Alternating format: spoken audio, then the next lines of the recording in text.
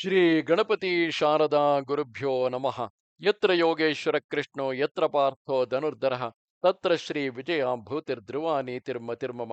ಶ್ರೋತೃಗಳಿಗೆ ಶ್ರೀ ಅಳಸಿಂಗರಾಚಾರ್ಯ ವಿರಚಿತ ಶ್ರೀ ವ್ಯಾಸ ಮಹರ್ಷಿ ಪ್ರಣೀತ ಶ್ರೀಮನ್ ಮಹಾಭಾರತದ ದ್ರೋಣ ಪರ್ವದಲ್ಲಿ ರಾಜರಲ್ಲಿ ದ್ವಂದ್ವ ಯುದ್ಧವು ಎಂಬ 96ನೆಯ ಅಧ್ಯಾಯಕ್ಕೆ ಸ್ವಾಗತ.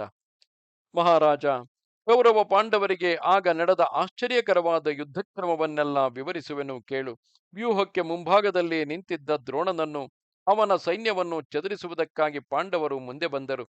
ದ್ರೋಣನು ತನ್ನ ಸೈನಿಕರೊಡನೆ ಸೇರಿ ವ್ಯೂಹ ರಕ್ಷಣೆಗಾಗಿ ಬಹಳ ಎಚ್ಚರದಿಂದಿದ್ದನು. ಇದರಿಂದ ತಾನು ಅಪಕೀರ್ತಿಗೆ ಗುರಿಯಾಗಬಾರದೆಂದು ಪಾರ್ಥನನ್ನು ಎದುರಿಸಿ ನಿಂತನು. ಇನ್ನೊಂದು ಕಡೆ ಅವಂತಿ ದೇಶದ ವಿಂದಾನುವಿಂದರು ವಿರಾಟನನ್ನು ಎದುರಿಸಿ 10 ಬಾಣಗಳಿಂದ ಅವನನ್ನು ಪ್ರಹರಿಸಿದರು.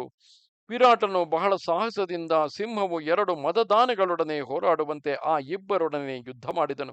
ಮತ್ತೊಂದು ಕಡೆ ದೃಷ್ಟದ್ಯುಮ್ನನು ಬಾಹ್ಲೀಕನಿಗೆ ಎದುರಾಗಿ ಮರ್ಮ ಭೇದಕಗಳಾದ ಬಾಣಗಳಿಂದ ಅವನನ್ನು ಹೊಡೆದನು. ಬಾಹ್ಲೀಕನು ದೃಷ್ಟದ್ಯುಮ್ನನ ಮೇಲೆ 9 ತೀಕ್ಷ್ಣ ಬಾಣಗಳನ್ನು ಪ್ರಯೋಗಿಸಿದನು.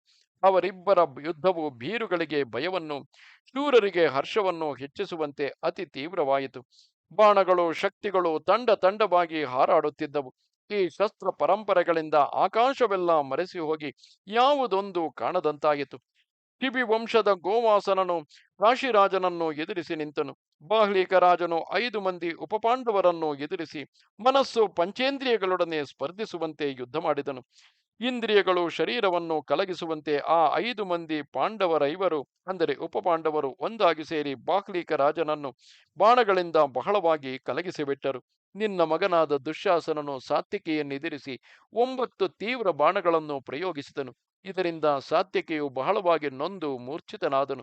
ಆದರೆ ಸ್ವಲ್ಪ ಹೊತ್ತಿನಲ್ಲಿಯೇ ತಿರುಗಿ ಚೇತರಿಸಿಕೊಂಡು 10 ತೀಕ್ಷ್ಣ ಬಾಣಗಳನ್ನು ನಿನ್ನ ಮಗನ ಮೇಲೆ ಬಿಟ್ಟನು. ಅವರಿಬ್ಬರು ಅನ್ಯೋನ್ಯ ಬಾಣ ಪ್ರಹಾರಗಳಿಂದ ರಕ್ತದಿಗ್ಧ ಗಾತ್ರರಾಗಿ ಪುಷ್ಪಿತಗಳಾದ ಮುತ್ತುಗದ ಮರಗಳಂತೆ ಕಾಣಿಸುತ್ತಿದ್ದರು.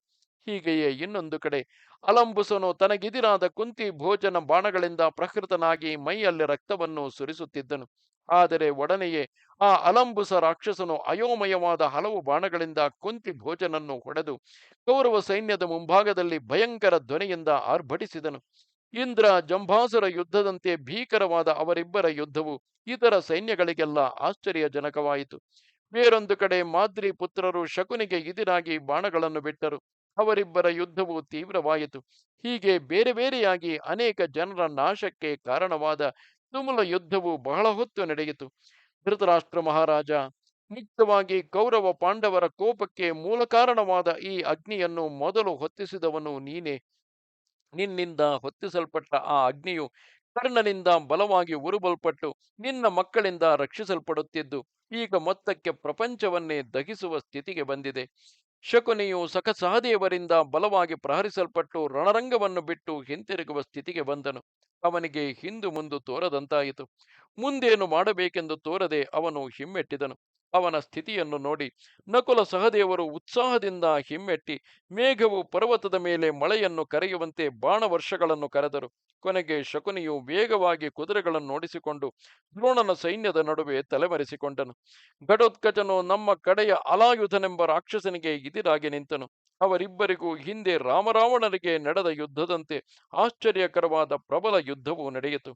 ಇನ್ನೊಂದು ಕಡೆ ಯುಧಿಷ್ಠಿರನು ಶಲ್ಯನನ್ನು ಎದುರಿಸಿ ಅವನ ಮೇಲೆ ಮೊದಲು 50 ಬಾಣಗಳನ್ನು, ಆಮೇಲೆ ತಿರುಗಿ 7 ಬಾಣಗಳನ್ನು ಪ್ರಯೋಗಿಸಿದನು. ಇಂದ್ರ ಶಂಬರರ ಯುದ್ಧದಂತೆ ಅವರಿಬ್ಬರ ಯುದ್ಧವು ಮಹಾಶ್ಚರ್ಯಕರವಾಯಿತು.